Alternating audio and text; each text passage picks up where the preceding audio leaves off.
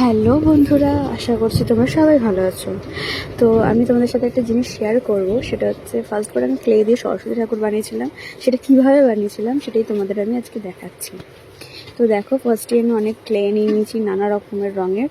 তো এখানে সব কটা লাগতো না, আমার কিছু কিছু রঙই লাগতো, যেমন হলুদ, পিঙ্ক, হোয়াইট, এই কটাই, মানে আরও কিছু কিছু।